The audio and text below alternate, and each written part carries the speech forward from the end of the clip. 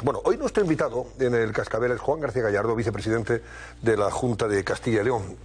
Don Juan, buenas noches. Buenas noches, un placer estar con ustedes de nuevo en este plato. Igualmente, un placer recibirle. Yo no sé si está de acuerdo con lo que decía hoy Feijóo esta mañana. Es la peor política que hemos conocido en España desde la transición. En eso estamos de acuerdo. Yo la verdad es que lo compruebo a diario en las Cortes de Castilla y León, y el nivel que tenemos ahora como clase política en su conjunto, pues desde luego es muy inferior al que hemos podido disfrutar como sociedad española en el pasado. ¿Cómo se puede mejorar eso, don Juan? Bueno, yo creo que los partidos políticos tienen una responsabilidad también en la promoción de perfiles pues que tengan una carrera profesional, pues que sean gente honrada, que sea gente que venga a aportar a la política y con ideas, con propuestas, y no simplemente pues con ataques personales y con ataques ad hominem y pues estas estrategias que estamos viendo ahora frecuentemente día a día. Bueno, se cumplen ahora 2 años del gobierno de coalición entre Partido Popular y Vox en Castilla y León. Gobierno que preside Fernández Mañueco, que usted vicepreside. ¿Cómo ha sido esta experiencia de cohabitación durante estos 2 años? ¿Qué balance hace usted? Bueno, yo hago un balance positivo. Es una experiencia muy intensa. Desde luego para mí ha sido una novedad. Yo me considero un homo novus, que definían en su día en Roma, porque la verdad es que soy un outsider total de la política, pero bueno, la verdad es que estos 2 años han sido una experiencia muy intensa, pero bueno, yo creo que ha sido una relación fecunda para Castilla y León, para las personas que residen en Castilla y León, para las familias, para las empresas, y que estamos gobernando en beneficio de ellas y de nadie más. ¿Y usted personalmente qué ha aprendido durante estos 2 años? Usted ha tenido momentos, pues eso, más de cuestionamiento, en las Cortes ha habido momentos de tensión también, algunas cosas que ha dicho. ¿Qué ha aprendido usted personalmente en estos 2 años? Bueno, yo he aprendido muchísimo. Yo es que entré en política soltero, ahora estoy casado, pronto tendré un niño, y entonces en 2 años han pasado muchas cosas, pero desde luego, bueno, supongo que uno va desarrollando más habilidades, va teniendo la piel más gruesa, le van afectando menos los ataques de los de enfrente, y aprende también a despersonalizar los ataques, entendiendo que son parte del juego político, que ojalá fuera de otra manera, pero es así. No lo hemos confeccionado nosotros, estaba ya así cuando llegamos, y bueno, hay que tratar de... Pero, por ejemplo, torear. ¿ha mejorado sus relaciones personales con gente de la oposición que a lo mejor antes ni las tenía o los miraba con distancia? Bueno, yo he procurado desde el principio tener relación con gente de los distintos grupos políticos. Tenemos buena relación personal con alguna persona de los partidos localistas. Bueno, pues hemos tratado de tener alguna aproximación en la cafetería con gente de los partidos incluso de la izquierda, pero muchas veces nos lo ponen muy difícil, ¿no? Porque los ataques son tan personales y tan severos y llegan a unos niveles tan extremos que es muy complicado tener una relación de afecto personal con la izquierda. Así que la verdad es que procuramos tener una distancia grande para que las relaciones sean lo más cordiales posibles. Bueno, y personalmente, como vicepresidente del Gobierno de la Junta de Castilla y León, ¿de qué se siente más satisfecho en este tiempo? ¿Qué ha conseguido usted, bueno, lógicamente, y el partido con el que cogobierna, que se siente realmente, en fin, orgulloso y satisfecho? Yo me siento muy orgulloso, y lo he dicho hoy que hemos tenido un acto en Valladolid sobre el Pacto Verde Europeo, y lo he querido destacar, de confeccionar y de elegir unos equipos muy preparados. Yo creo que como no los ha habido en otros gobiernos regionales, en democracia, si me permite. Tenemos, por ejemplo, una Consejería de Agricultura cuyo consejero, cuyo viceconsejero, cuyo secretario general, cuyos directores generales, todos tienen experiencia en sus respectivas áreas de gestión. No hemos escogido a personas por cumplir una cuota de sexo, ni una cuota de provincial, ni para tener más jóvenes o más mayores. Hemos buscado simplemente a personas que nos parecía que eran honradas, que tenían una cercanía con nuestras posiciones políticas, y que tuvieran, y eso era lo principal y lo fundamental, experiencia de gestión en sus respectivas materias. Y a partir de ahí, la verdad es que hemos hecho muchas cosas y hemos adoptado muchas medidas de fondo pues muy positivas. Tenemos la mejor fiscalidad para las familias de toda España, los mayores incentivos a la natalidad. Estamos avanzando cada vez más en políticas de conciliación familiar y profesional. Sin ir más lejos, hace un par de días hemos lanzado una campaña de que la verdad es que es un tema con el que estoy especialmente sensibilizado, se llama Pausa y Reconecta, para tratar de fomentar un uso responsable de los dispositivos móviles por las evidentes consecuencias negativas que tiene el abuso de las pantallas. Pero bueno, me cuesta mucho elegir solo una, la verdad. Y por ejemplo, si ustedes han desarrollado un plan de apoyo a la familia, también de apoyo a la natalidad, también de apoyo a la vida, que en su momento, incluso cuando lo presentaron, pues fue objeto, digamos, de controversia, quizá porque se instrumentalizó aquello, ¿no? Ustedes lo que pretendían decir, queremos que aquella mujer que, por ejemplo, en un momento determinado pudiera plantearse abortar, que supiera qué llevaba dentro, que escuchara el latido de ese embrión, por ejemplo, o que recibiera esa ecografía de 4D, ¿no?, que es lo que se le pretendía ofrecer para que, en fin, tomara la decisión, pero después de reflexionar seriamente, ¿no? ¿Y eso cómo va? ¿Cómo se ha materializado todo eso? Si hacemos un análisis retrospectivo de cómo se aprobó esa medida, yo recuerdo que la aprobamos la anunciamos después de un consejo de gobierno un jueves. Esa noche de jueves yo hice una entrevista con el Cascabel en 13TV, la hice por videoconferencia desde mi casa, y la realidad es que durante el jueves la medida no fue controvertida en absoluto, porque era una medida en positivo, consistía en dar pasos en la dirección correcta, ofrecer información y alternativas a las mujeres que afrontaban la dificilísima decisión de ver si continuar o no con su embarazo, y consideramos que era una medida positiva. Todo cambió cuando amanecimos el viernes por la mañana con una portada del País y con unos anuncios en cadena SER, o sea, con el grupo Prisa completamente enfrentado, y cuando vimos que la Dirección Nacional del Partido Popular pues no estaba de acuerdo con la medida que habíamos anunciado de manera pacífica, de manera consensuada en el Consejo de Gobierno, entre el portavoz del Gobierno, designado por el Partido Popular, y por mí mismo. Pero bueno, esa medida finalmente no se ha implantado. Yo no renuncio a que se acabe aplicando en algún momento, porque, como ya le digo, yo creo que es una medida en positivo, que va a favor del derecho a la información de las mujeres, de una mejor natalidad y de una protección del derecho a la vida, que por supuesto también es muy importante. Lo que sí se implantó fue el recorte, por ejemplo, a las subvenciones políticas y a los sindicatos, que ha sido una cantidad de millones bastante notable y que ha tenido respuesta por parte de los sindicatos, ¿no? Me da la impresión. Sí, la verdad es que están empeñados en hacernos el mitin político, porque están constantemente recordando que les hemos reducido sus privilegios sindicales, y la verdad es que nosotros la primera medida que adoptamos, incluso antes de la conformación del Gobierno, fue el recorte de las asignaciones económicas a los grupos parlamentarios, que hay que reconocerlo, no eran las más exageradas que hay en los parlamentos autonómicos en el resto de España, pero teníamos un compromiso con la reducción del gasto político, y esa fue nuestra primera decisión, y en cuanto pudimos, pues también anunciamos una reducción de la subvención nominativa que tienen los agentes sociales, entre ellos los sindicatos de clase, pues por la participación en la negociación colectiva. Y eso, en cualquier caso, no obsta a que nosotros reconocemos que las organizaciones sindicales, como organizaciones de representación de los trabajadores, son importantes, juegan un papel importante en democracia, pero también consideramos que es importante que se puedan financiar también por sus propios medios y por las cuotas de sus afiliados. Bueno, ahora estamos, señor García Gallardo, que hay 3 comunidades cogobernadas por el PP y por Vox. Realmente son 5 y media. Bueno, pero yo me refiero a 3 ahora. Vale. Ahora verá por qué. Hay 3, Aragón, Valencia y Castilla y León, que han aprobado o están a punto de aprobar leyes, digamos, que actualicen e incrementen lo que suponen las víctimas en conflictos. Que no solamente se resuma el papel de las víctimas del franquismo, sino también que se abarque, por ejemplo, a las de la República. Ustedes lo han llamado esto ley de concordia, ¿no? En contraste con la ley de memoria. Y esto has puesto de uñas al gobierno y a la izquierda en general, ¿no? ¿Qué ley de concordia es la que quieren aprobar en Castilla y León?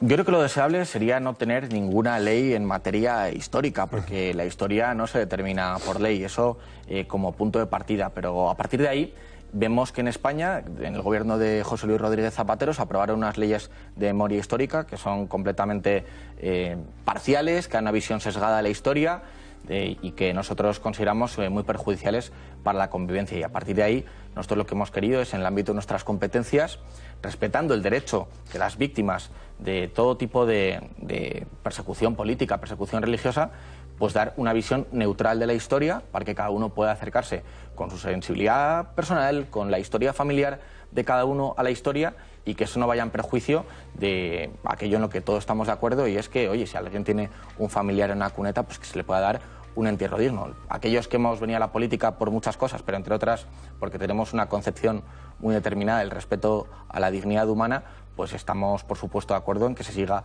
exhumando a los familiares de aquellos que, pues bueno, pues todavía no se les ha podido dar un entierro digno. O sea, se respeta, por ejemplo, aquello que la ley de memoria histórica o democrática, como se le llama ahora, incluye dentro de su articulado en relación a las víctimas del franquismo. Pero lo que ustedes quieren es también que también se haga un hueco a esas víctimas que sufrieron la persecución durante la República, por más etapa democrática, entre comillas, que se la quiera tildar.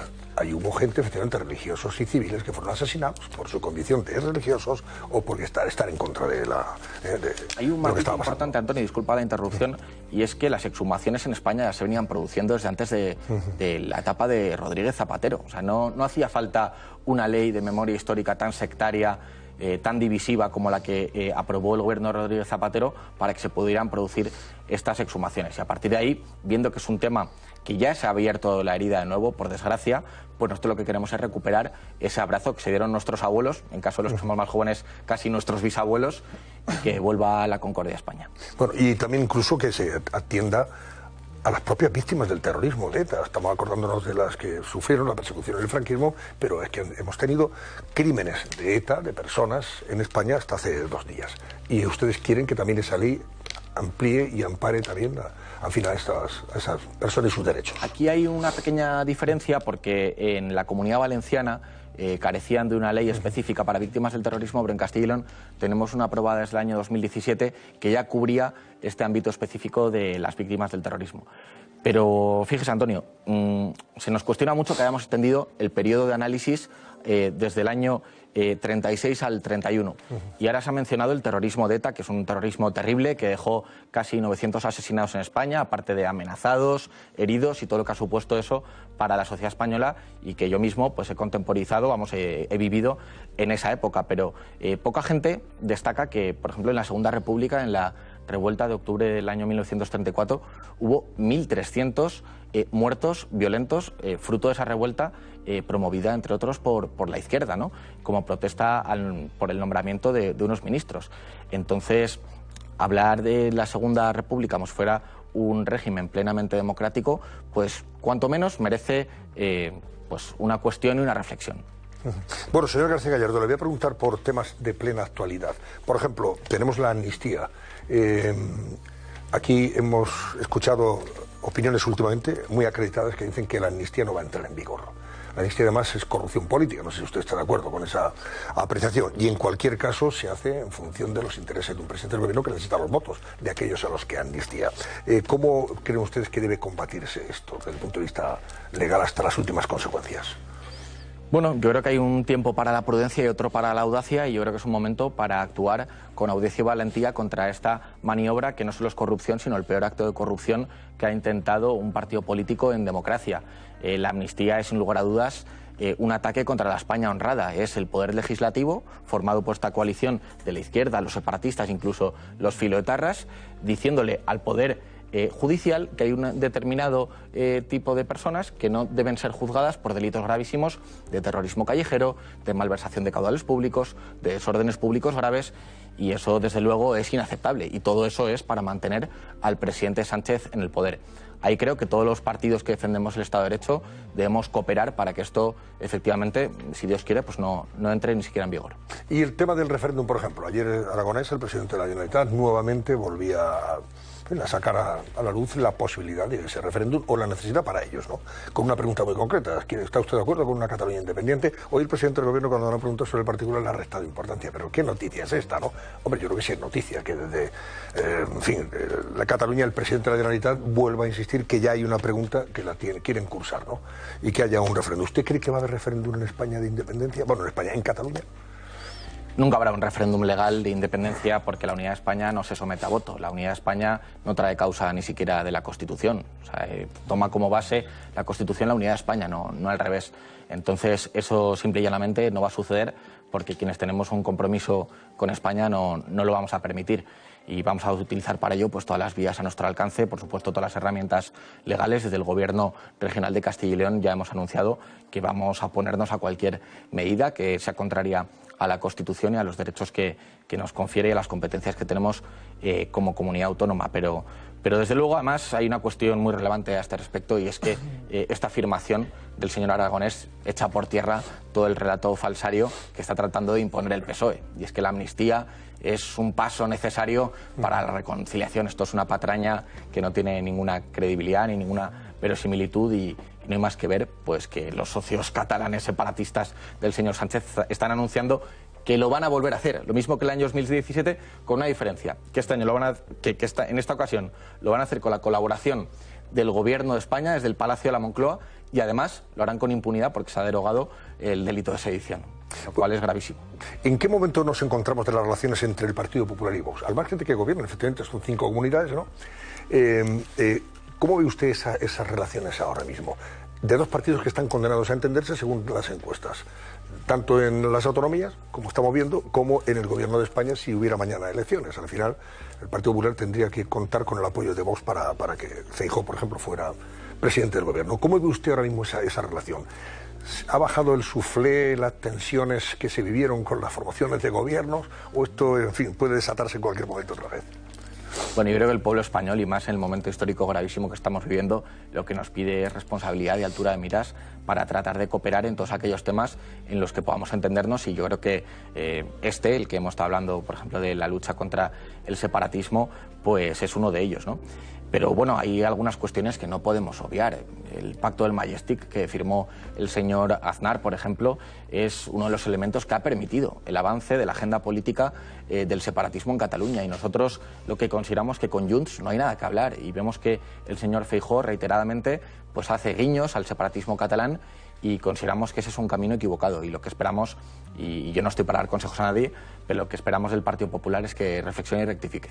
¿Y las elecciones? Tenemos ahí elecciones en Cataluña, tenemos elecciones antes en el País Vasco, tenemos las europeas. ¿Cree usted que eso puede cambiar el curso de esta legislatura? ¿Esos resultados podrían incidir de una forma notable para que esta legislatura se acortara y no llegara al 27?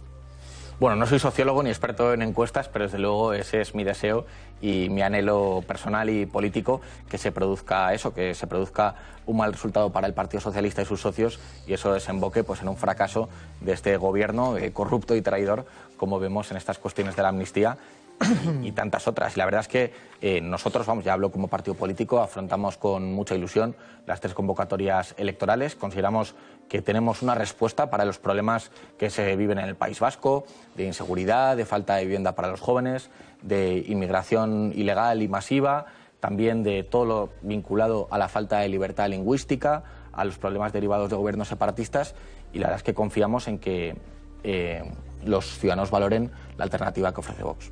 Bueno, he rescatado una portada que me imagino que usted conoce, de ABC de hace 2 o 3 días, ¿no? Sí, me hubiera gustado no conocerla, pero ha sido inevitable. Se le ve ahí en la portada junto con el secretario general del partido, ¿verdad? Bueno, pues y titula ABC: Gallardo reta a la cúpula de Vox a defenderle de sus críticos. El vicepresidente de la Junta de Castilla y León insta al partido a desmentir que sea incontrolable y que necesitan otros perfiles. O sea, según esto, usted era una persona incontrolable y que su perfil no encajaba con el Vox actual. Bueno, ¿en qué ha quedado esto?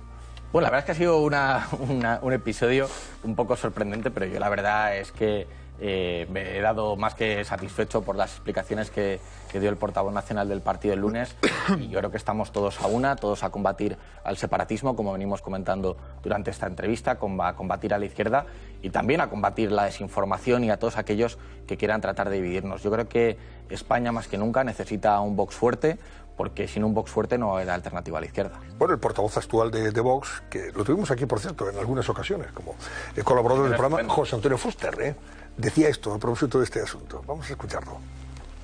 Yo me he leído la información de ABC.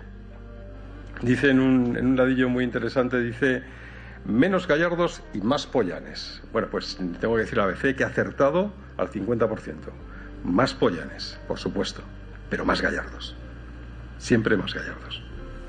Un apoyo, en fin, bastante contundente del actual portavoz de Vox. En cualquier caso, aquí se refería al presidente del Parlamento de las Cortes de Castilla y León, ¿no? Mi compañero y amigo Carlos Pollán, con el que comí la semana pasada y que tenemos una relación, yo creo que inmejorable.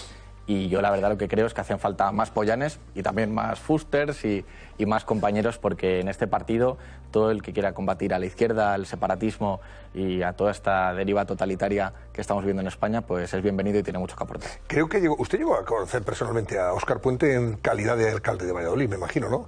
Sí, lo conocí. Yo cuando llegué a la política, la verdad es que el señor Puente, que es una persona que no es conocida por su prudencia, pues decía que el único debate era si iba a gobernar en solitario o con el apoyo de Podemos, y ahora hemos visto pues que le tocó dejar la alcaldía, la verdad es que fruto de su gestión nefasta, del aumento de la deuda, del incumplimiento de sus compromisos electorales y bueno, ahora ya le conoce toda España. Sí, ahora no lo conocíamos en esa faceta de activo tuitero y en fin, y bastante arriscado, no de los que se frenen nada en comentarios y epítetos y calificativos. ¿Era así en Valladolid también?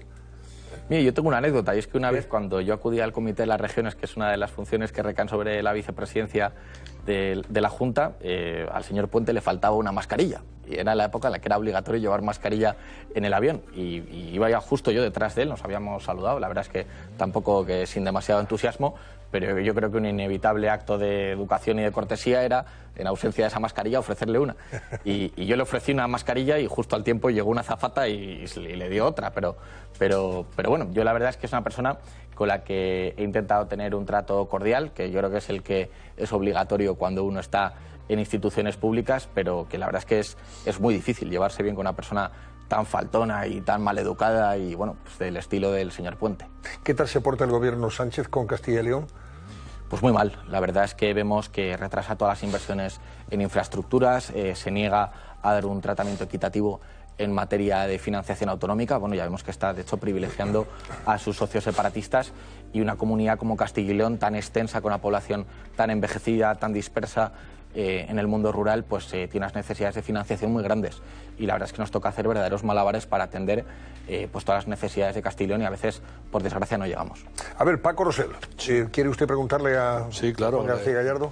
¿Qué tal, señor Gallardo? Muy buenas. Yo quería preguntarle dos cosas. Una, primera, es evidente que el Vox viene asistiendo a un proceso de declive electoral, es decir, fue un partido que tuvo una eclosión extraordinaria, empezó en Andalucía, así sucesivamente, pero los resultados de las últimas elecciones generales, los resultados de Galicia, parece indicar un cierto declive.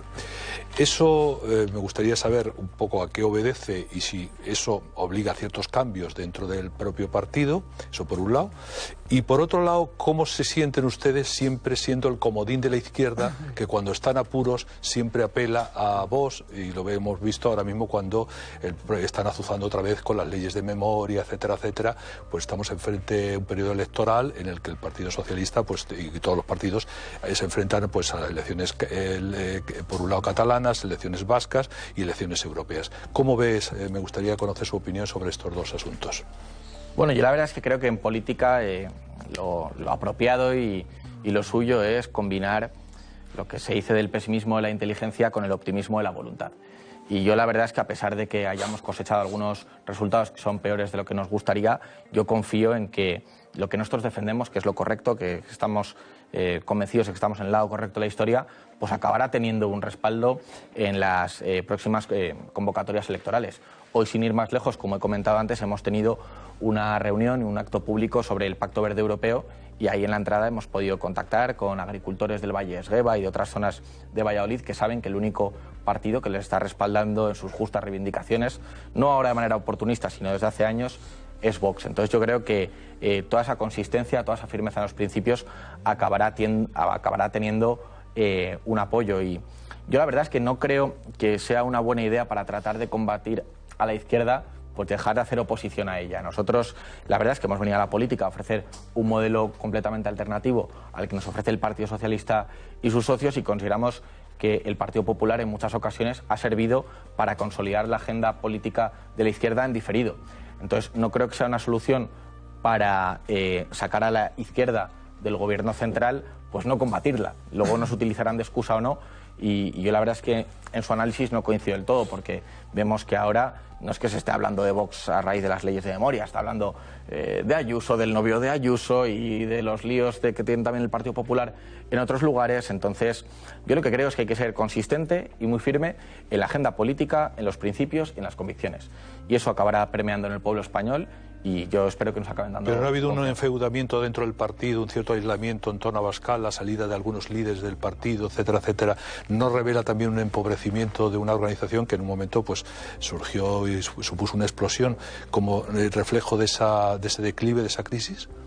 Bueno, yo creo que hoy es un mal día para hacer ese análisis, porque hoy hemos anunciado la incorporación de Julia Calvet, que es la expresidenta de la organización juvenil Sacabat, que es la que hace frente de manera más contundente al separatismo en las universidades, y hace, no sé si fue 10 días, anunciamos la incorporación de una de las principales cabezas visibles de Ciudadanos, que es Juan Carlos Girauta, que es una persona conocida por su actitud combativa contra el totalitarismo woke y que está muy alineado con nosotros en muchas de las posiciones del partido y que yo estoy seguro que va a hacer un fantástico papel en el Parlamento Europeo. Entonces yo creo que frente a esa imagen que quieren proyectar algunos, vemos un partido en crecimiento que incorpora perfiles muy distintos y que puede plantear una alternativa muy seria al poder de la izquierda.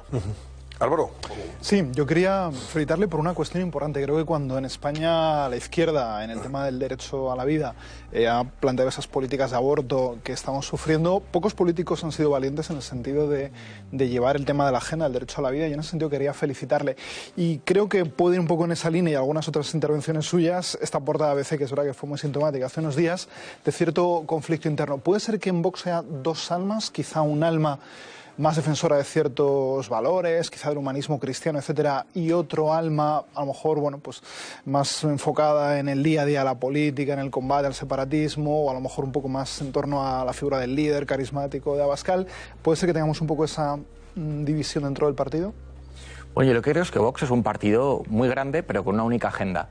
Y un partido muy grande pues tiene personas con una sensibilidad distinta, aunque pueda compartir una misma agenda. Y lo ha dicho el presidente en reiteradas ocasiones. Un partido político no es una secta. Uno no debe suscribir el 100% de las medidas que propone un partido, sino la verdad es que sería un horror, ¿no?, militar en una organización así. Entonces yo creo que hay personas que se acercan a la política por unas cuestiones, otros que se acercan por otras, pero nosotros la verdad que cuando nos incorporamos a Vox, y yo creo que el resto de personas al resto de partidos, aunque algunos tienen unos principios que fluctúan más, pues asume cuál es el programa político del partido. Y Vox tiene un compromiso con el derecho a la vida que es indudable. La última. Sí, aunque la potestad es exclusiva y única del presidente de Castilla y León, en este caso del señor Mañueco, yo quería preguntarle, porque de vez en cuando nos llegan el tam-tam de se prepara un adelanto electoral en Castilla y León, se viene un adelanto electoral en Castilla y León. Yo le quería preguntar si cabe la posibilidad de que eso ocurra, si usted ve algún deterioro o algo en su relación con el Partido Popular, en el cogobierno, como para que se pueda dar la circunstancia. A lo mejor es interesada, porque a lo mejor el Partido Popular ahora, que le va muy bien en las encuestas, pues puede tener la tentación de decir, bueno, pues la sumo a las europeas, no lo sé. Quiero saber cómo lo ve usted y en su caso si estarían preparados para una eventualidad así. Bueno, nosotros estábamos preparados ante cualquier escenario y la verdad es que yo con el señor Fernández Mañueco tengo una relación de cordialidad, de respeto mutuo al extremo, vamos, nos respetamos totalmente y bueno, yo vivo al día, pero gobierno como si fuera a gobernar para siempre, porque si no, uno no gobierna con responsabilidad. Yo creo que hacen falta políticos en primera línea que gobiernen no pensando en las próximas elecciones o si le van a convocar pasado mañana las elecciones, sino pensando en la próxima generación. Y pues estamos adoptando medidas pues a favor de la natalidad, a favor de la incorporación de jóvenes al campo, etcétera, etcétera. Entonces, eso es un escenario posible. Yo no creo que sea probable, no creo que vaya a suceder. Confío en que no va a suceder y en cualquier caso estamos preparados. Pues don Juan García Gallardo, vicepresidente del Gobierno de la Junta de Castilla y León, gracias por acompañarnos. Pues nada, un placer, Antonio, y ojalá pueda volver pronto. Pronto será. Gracias.